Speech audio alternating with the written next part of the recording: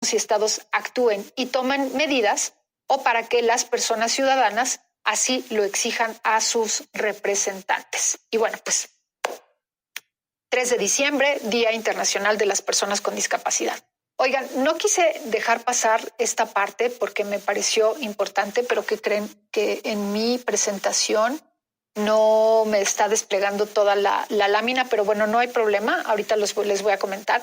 Solamente porque no me daba tiempo, porque es como muy amplio el tema y quería como trabajar, como les comenté, con todos estos temas que están relacionados con la discapacidad y con las escuelas inclusivas.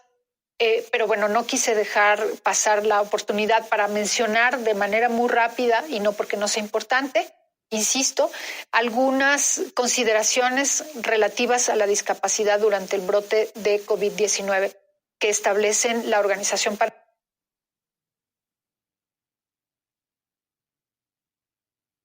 Panamericana de la Salud y la Organización Mundial de la Salud. Y entonces vamos a ver cómo estas consideraciones están vinculadas con, a ver, me están diciendo que lo puedo desplegar. Ah, ok, es la siguiente. Ya me coachearon acá. Entonces, bueno, pero les quería comentar por qué es importante considerar otras medidas con respecto a las personas con discapacidad durante el brote de COVID-19.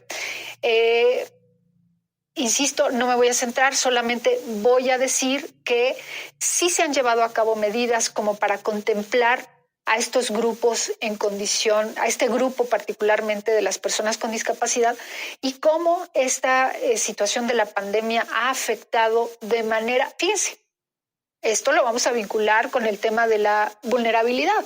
O sea, no podría ser de otra manera.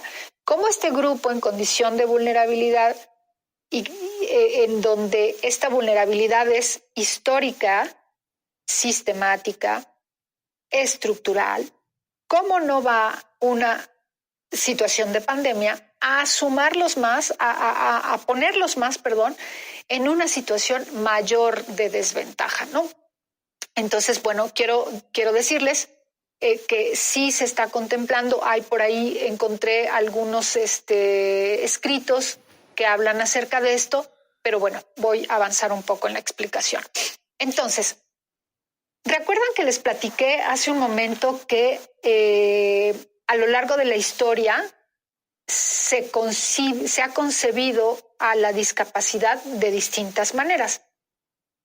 Pero fíjense, ¿qué es lo importante de conocer estos modelos? Lo importante es cómo hemos ido avanzando hacia criterios para entender a la discapacidad que nos permitan establecer políticas públicas para construir un modelo que proteja los derechos humanos de las personas con discapacidad. Entonces voy explicando un poquito.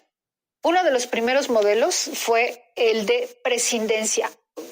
Oigan, hasta el nombre, ¿no? O sea, el modelo de prescindencia, es decir, prescindir de las personas con discapacidad, ¿no? O sea, suena horrible. Las causas, bueno, no solo suena horrible, sino era horrible en los hechos. Las causas, y esto se daba en Grecia, Roma y en la Edad Media. Las causas que originan la discapacidad, de acuerdo a este modelo, son religiosas y asume como innecesarias a las personas con discapacidad. O sea, no solo son innecesarias, sino son un estorbo. Entonces hay que deshacerse de esas personas, hay que prescindir de esas personas. La discapacidad es vista como castigos divinos, mensajes diabólicos derivados de los errores o faltas cometidos por los padres o por enojo de los dioses, ¿no? Esta era una forma de concebir de por qué existían las personas con discapacidad. Después surge a principios del siglo XX el modelo médico rehabilitador, es decir, la discapacidad es entendida como una enfermedad, las personas con discapacidad son vistas en su individualidad, pues ella es la causante del problema, quien requiere tratamientos médicos para ser rehabilitada. La persona con discapacidad como objeto de análisis clínico de seguridad social, de cuidado médico o de caridad, alejándose de la idea de la persona como sujeto titular de derechos. Este modelo surgió a comienzos del siglo XX con las personas que resultaron afectadas de por vida en la Primera Guerra Mundial. Se supone que los dos siguientes modelos son los que prevalecen hoy en día, pero yo sí les quiero decir que no estoy segura que y la discapacidad comienza a ser considerada como una cuestión de derechos humanos y no como una enfermedad. Y el modelo de derechos humanos, en lugar de buscar la rehabilitación de la persona con discapacidad, busca la rehabilitación de la sociedad. Ojo, busca la rehabilitación de la sociedad. Y esto nos remite a vulnerabilidad, condiciones como la discriminación, la exclusión, la pobreza y la vulneración de derechos. Siguiendo a Diana Lara, ¿se acuerdan? Este texto que se llama Grupos en condición de discriminación. Esto es súper bonito. Bueno, yo creo que hay que sentirnos orgullosas y orgullosos también de las cosas que sí hacemos. Si bien es cierto, hay muchas cosas que nos faltan, pero también me parece que esto es importante.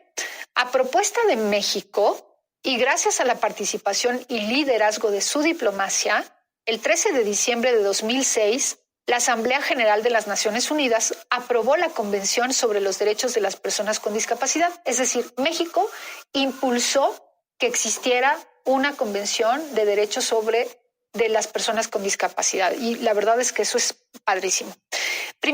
Esta convención fue la primera convención integral sobre esta temática y fue el primer tratado sobre derechos humanos que se estableció en el siglo XXI. Antes hubo más, pero en el siglo XXI fue la primera, que considera una amplia gama de situaciones a las que se enfrentan las personas con discapacidad y tiene como propósitos promover, proteger y asegurar el goce pleno e igualitario de los derechos y libertades de las personas con discapacidad y el respeto a su dignidad inherente. Uno de los objetivos principales de la Convención es generar un cambio en la forma de considerar socialmente a las personas con discapacidad para reconocer a cada una su carácter de titular y sujeto de derechos, así como la facultad y capacidad de tomar decisiones sobre su vida y su total participación en la formulación e implementación de políticas públicas que son susceptibles de afectarles. Se trata entonces de entender que las barreras que sufren las personas con discapacidad son un problema creado por la sociedad. Si ustedes revisan, se dan a la tarea de revisar textos que hablan sobre el tema de la discapacidad, se van a encontrar de manera casi general con esta idea de las barreras, esta palabra específicamente de las barreras.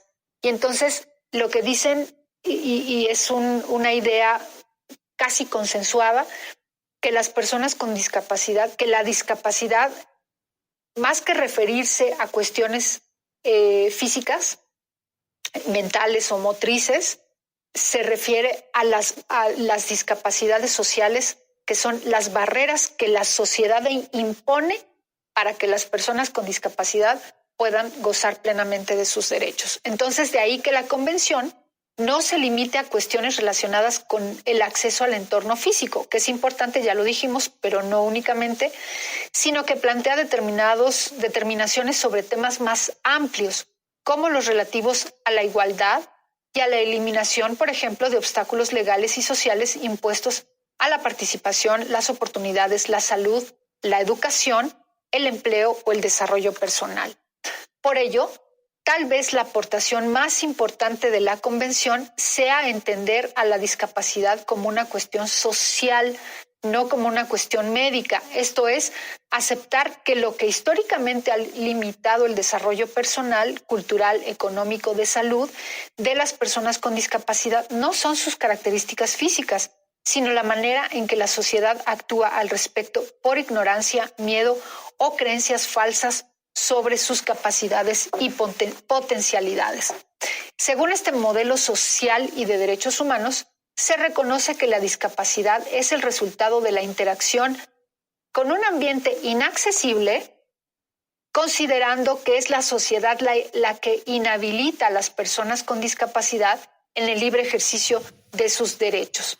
Este concepto, entonces, es de indispensable comprensión por los poderes públicos y la sociedad en general. Los poderes públicos porque son los que generan política pública en materia de derechos de las personas con discapacidad, pero también en la sociedad en general, porque desde la sociedad en general es de donde se construyen estos prejuicios, estos estereotipos y estas barreras que les imponemos a las personas con discapacidad para asegurar el respeto a la dignidad humana. Debe verse reflejado en la protección de los derechos de las personas con discapacidad, pero también en el lenguaje, que aquí está lo que les decía hace ratito.